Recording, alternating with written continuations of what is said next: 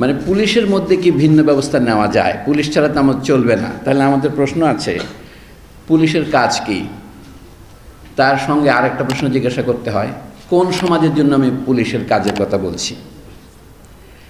আমরা বলি যে সমস্ত সমাজে গণতন্ত্র বলে ব্যবস্থা বিরাজ করে সেখানে পুলিশের কাজ কি? আমি একটা গল্প দিয়ে শুরু করি, কারণ উপদেশ অপেক্ষা শুনেছি উদাহরণ ভালো।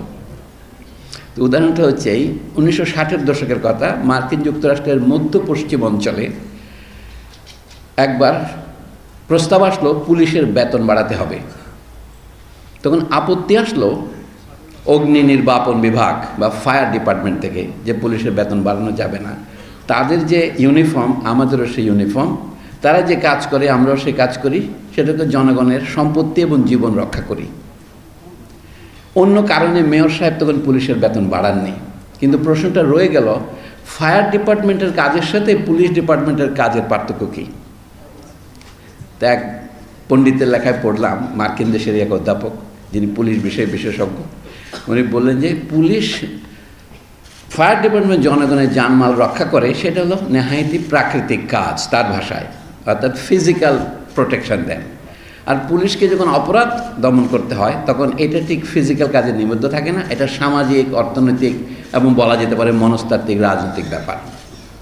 সুতরাং পুলিশের কাজ যদি বা ইউনিফর্ম একরকম, সেরকম নয়। এইখানে প্রশ্নটা হচ্ছে পুলিশ কী কাজ করে? আমরা একটা কথা শুনেছি, ল অ্যান্ড অর্ডার। আমাদের কবি রবীন্দ্রনাথ ঠাকুর চমৎকার অনুবাদ করেছিলেন ওইটা, বিধি এবং ব্যবস্থা। বিধি এবং ব্যবস্থার মধ্যে মূল বক্তব্য হলো, আমরা যদি এটাকে বিশেষ্য হিসেবে গ্রহণ করি, ল অর্ডার, তাহলে একটা অর্থ হয় বিধি এবং ব্যবস্থা। রবীন্দ্রনাথ ঠিকই বলেছিলেন, আমরা কথাগত অমুকের বিরুদ্ধে ব্যবস্থা গ্রহণ করো।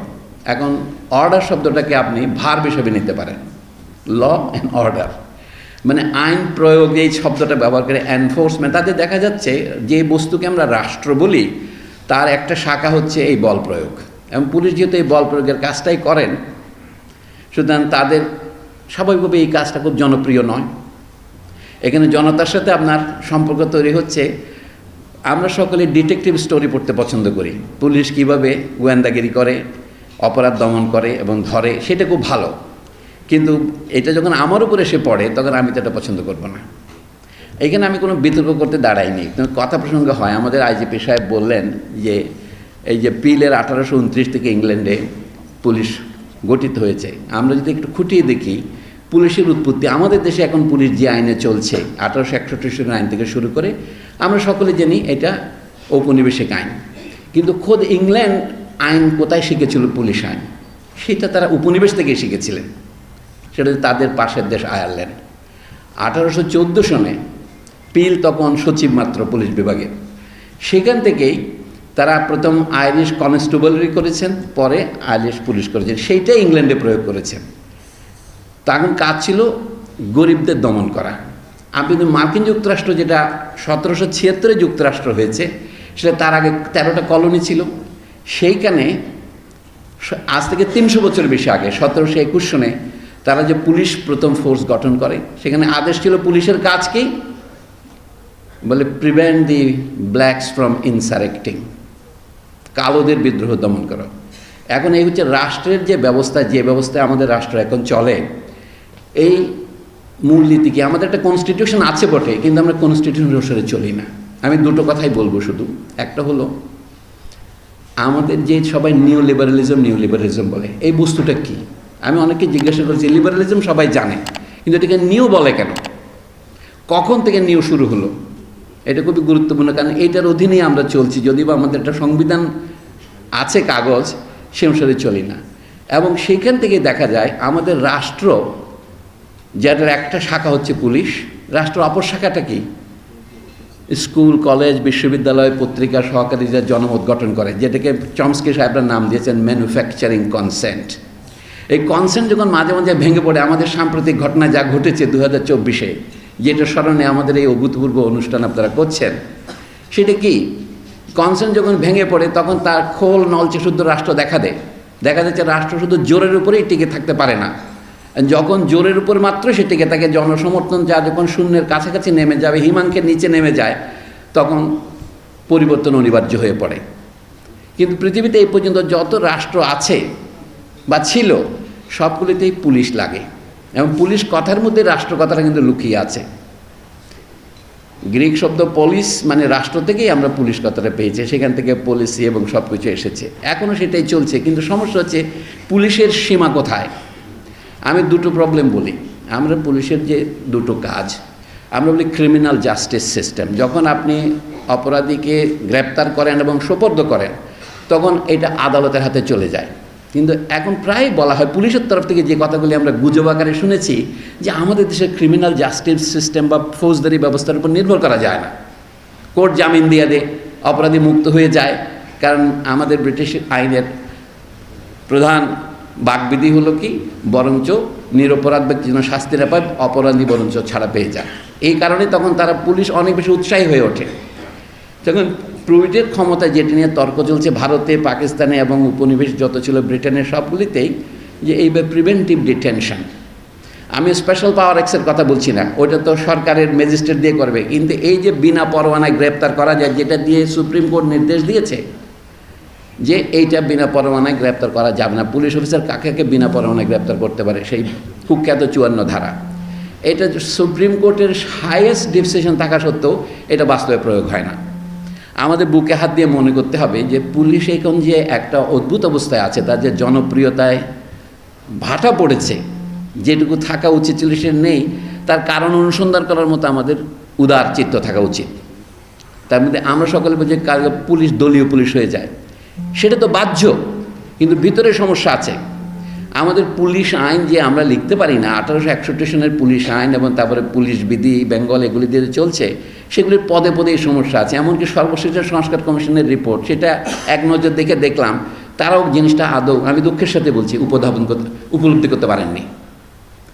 এই জন্য মাঝে মাঝে বোধহয় আমাদের আলোচনা হওয়া উচিত। এই সমস্ত পুলিশ সপ্তাহের যে ফর্মাল আলোচনা, এতে সব কথা বলার সময়ও নয় এবং বলা হয়তো উচিতও নয়, তবে অনেক কথা আছে অকথিত, যেগুলি খোলাখুলি আলোচনা হওয়া উচিত।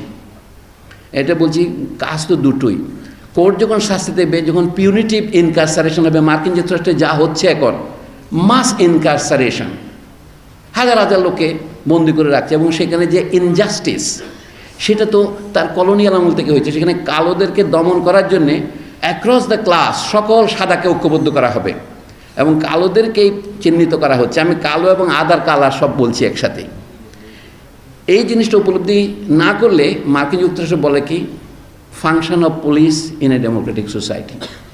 তাহলে যেখানে পুলিশ নিজে জনগণকে রক্ষা করতে যায়, যে কারণে সে বলছে ফায়ার ডিপার্টমেন্টের চাইতে আমাদের কাজটা আলাদা, কারণ আমরা সমাজকে রক্ষা করি, সেটা মার্কিন যুক্তরাষ্ট্রে দেখা যায় একটা ব্যঙ্গচিত্রের মতো হয়েছে। অত সকলেই তো আমরা বলি মার্কিন যুক্তরাষ্ট্র গণতান্ত্রিক সমাজ, কিন্তু গণতন্ত্রের চেয়েও এটা বেশি ধনতান্ত্রিক সমাজ, যে কারণে সেখানে অবিচার প্রাতিষ্ঠানিক রূপ পেয়েছে। এবং তারা আগে ছিল কি, তাদের প্রথমে স্লেভারি, তারপর ছিল সেগ্রিগেশন। এখন কি হয়েছে, এখন বলে তাদের এটা আগে ছিল to maintain the colour line, that was the chief function of the police, not to establish justice. কিন্তু সেটাকেই জাস্টিস বলা হতো। এখন কি করে, এখন মার্কিন যুক্তরাষ্ট্রের রিক্রুটমেন্ট পলিসি কালার ব্লাইন্ড। কালো লোক রাষ্ট্রপতি হয়, কালো লোক সেনাবাহিনীর প্রধান হয়, কালো লোক পুলিশ চিফ হয়, এবং আমাদের এখন ইউটিউব ভরে গেছে কালোরা কীভাবে সেখানে FBI অফিসার হিসেবে সাদাদেরকেও আক্রমণ করছে। কিন্তু আসল সত্য তো সেটা সেই প্রচারণায় পাওয়া যাবে না, ওটা তো ফিকশান। আসল সত্য হচ্ছে এখনও সেটা আনজাস্ট সোসাইটি, সেটা দেখলেই বোঝা যায়। কালোরা সেখানে জনগণের শতকরা 15 জন হবে না, কিন্তু জেলখানার শতকরা 75 জন কালোরাই। আমি এই তথ্যগুলো যদি আমরা আলোচনা করি, তাহলে দেখা যাবে সেটাকে, অথচ মুখে আমরা গণতান্ত্রিক সমাজ বলছি। আমি শেষ কথা এখন ফিরে আসি। এই সমাজকে যেই পদ্ধতিতে চলে, এটাকে লিবারেল বলা হয়। ইংল্যান্ডের রাজতন্ত্র বিরোধী আন্দোলন, ফরাসি দেশের রাজতন্ত্র বিরোধী আন্দোলন, যেগুলোকে আমরা বিপ্লব বলি, 17, 18 শতাব্দীতে পর্যন্ত, এমনকি 1914 সনের প্রথম মহাযুদ্ধ লাগা পর্যন্ত যে পরিস্থিতি চলতো, সেটার মানে কি, এটার নাম ছিল লিবারেল নীতি বা লিবারেলিজম। লিবারেল নীতি মানে এটা কি, ব্যক্তির স্বাধীনতা সর্বোচ্চ, সেখানে সমাজের কার কী ক্ষতি হলো, কোন শ্রেণী কত দূর এগিয়ে গেল, এটা আলোচ্য বিষয় নয়। কিন্তু এই নীতির কন্ট্রাডিকশন হলো কি, সকলেই বলে কলোনি তোমাদের থাকবে কেন একা, হে ফরাসি, হে ওলন্দাজ, হে ইংরেজ, জার্মানি এবং ইটালির মতো দেশগুলি এগিয়ে আসলো, তারাও কলোনি চায়। এই যে আফ্রিকা নিয়ে খেয়েও কেই বা ভাগাভাগি, 1885 সনের বার্লিন সম্মেলন, আফ্রিকাকে ভাগ করে নিতে হবে তাদের মধ্যে দখল করার জন্য। সেইটা 30 বছরের পরিণতিতে প্রথম মহাযুদ্ধ দেখা দিল। সেই যুদ্ধ 32 বছর চলেছে। আমরা প্রথম ও দ্বিতীয় মহাযুদ্ধ ভাগ করে থাকি বটে, কিন্তু এই যুদ্ধ 1914 সনে শুরু হয়ে 1945 সন নাগাদ শেষ হয়। তাতে একটা ভাগ্য নির্ধারণের খেলা হয় কি, ওই যেটাকে আমরা লিবারালিজম বলেছিলাম সেটার পরিণতিতে এটা হয়েছে। সেটা হচ্ছে আমরা হিটলারকে যে কারণে সমালোচনা করেছি, যে অত্যাচারের জন্য, সেটা কী জন্যে? জনগণের উপর ফ্যাসিবাদ চাপিয়ে দেওয়ার জন্যে নয়, ইউরোপীয় জনগণের উপর ফ্যাসিবাদ চাপিয়ে দেওয়ার জন্যে। কারণ ফ্যাসিবাদ বলতে যে কলা কৌশলগুলো ইটালি এবং জার্মানিতে বিকশিত হয়েছে, স্পেনে বিকশিত হয়েছে 2 মহাযুদ্ধের মাঝামাঝি, আমি একই যুদ্ধের মধ্যস্থানে, সেগুলো তারা আফ্রিকায় 300 বছর ধরে করেছে, তারা আমেরিকায় 400 বছর ধরে করেছে, এবং এশিয়াতেও তারা 200 বছর ধরে এইগুলি করেছে। কিন্তু এটার জন্য কেউ হিটলারকে দোষী করে না। হিটলার যে দোষটা করেছে, ইংল্যান্ড, ফ্রান্স, ওলন্দাজরা একই কাজই করেছে, এবং তাদের পুলিশ নীতি ছিল সেই ঔপনিবেশিক নীতির সাথে। দাসপ্রথা বজায় রাখার জন্যে, কালোদেরকে দূরে রাখার জন্যে, তারা যেন ভোট দিতে না পারে। এখন তারা বলছে আমরা খুব গণতান্ত্রিক, এখন তো তারা গলা টিপে ধরে বলছে আই ক্যানট ব্রিথ। এটা এখন চলছে না মার্কিন যুক্তরাষ্ট্রে। আমরা যেটা বলতে পারছি না, এই জন্য আমরা নিউ লিবারাল কথাটা শুরু হলো যখন প্রথম মহাযুদ্ধের ফলে সারা পৃথিবী ধ্বংসের মুখে চলে গেল। 2 যুদ্ধের মহাবর্তীকালে আমেরিকান পণ্ডিতরা একটা সম্মেলন করলেন প্যারিসে 1938 সনে।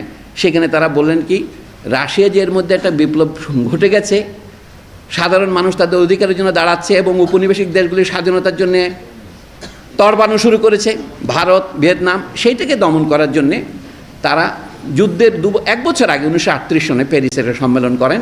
এবং সেখানে তখনই তারা বলেছে কি, এখন এই রাশিয়ানরা যে কাজটা করছে এটা সাংঘাতিক বিপজ্জনক, প্রাইভেট প্রপার্টির বিরুদ্ধে এটা সাংঘাতিক হুমকি স্বরূপ।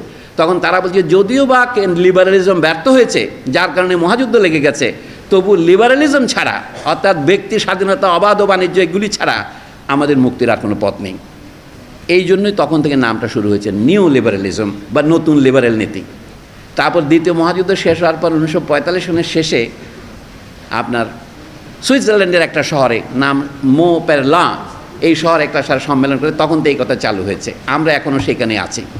আমি বলছি বর্তমান পৃথিবীতে এখনও পৃথিবীর যে প্রধান বিভাগ, শিল্পায়িত দেশ এবং আমাদের মতো দেশ যারা শুধু গার্মেন্টস রপ্তানি করতে পারি, এই বিভাজন তো চালু রয়েছে।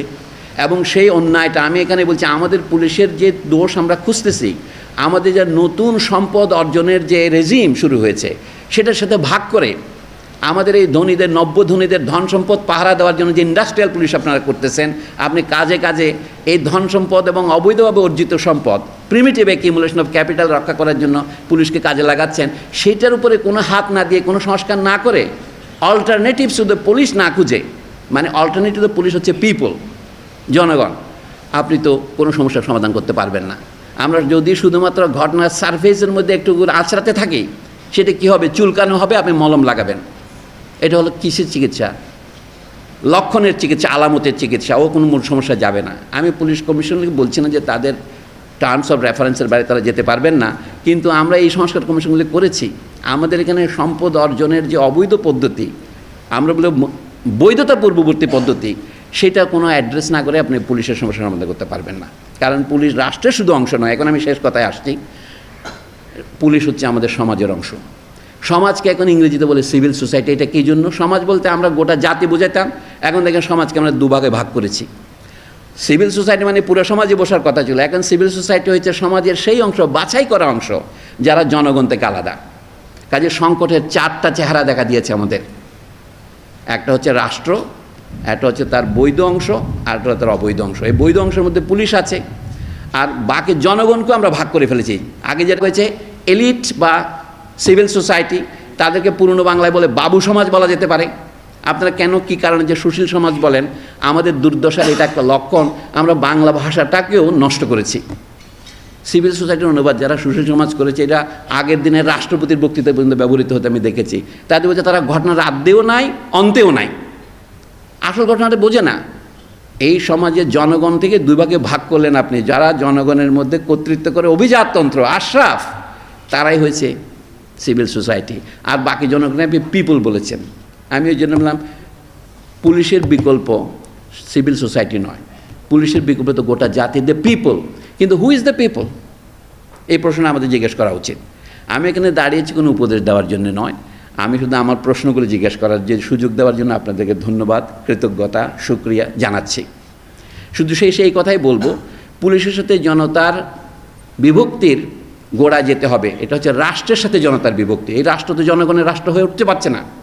শেষ পর্যন্ত আমাদের ফুটতে হবে সেই পদ্ধতি, তাকে যেই নামই দেন না কেন, গণতন্ত্র। এবং গণতন্ত্র বলতে আমরা স্বাভাবিকভাবেই বুঝি যে 5 বছর পর নির্বাচন, সেটা একটা গুরুত্বপূর্ণ ঘটনা। কিন্তু গণতন্ত্রের আরও এলাকা আছে, আপনি ঘরে ঘরে প্রতিদিনই গণতন্ত্র আছে, এবং সেই গণতন্ত্রকে অস্বীকার করার জন্যেই আমরা এখন মঙ্গলস্তোত্র আওড়াতে শুরু করেছি। এমনকি রবীন্দ্রনাথ ঠাকুরের গান, আপনাদের এই যে পুলিশের একটা যে ম্যাগাজিন বেরিয়েছে তাতে আমি একটা লেখা উদ্ধৃত করেছি, দেখতে পারেন, যাদের ইচ্ছে হয় পড়ে দেখতে পারবেন, যারা দেখেন নাই। আনন্দ লোকে মঙ্গলা আলোকে বিরাজ সত্য সুন্দর।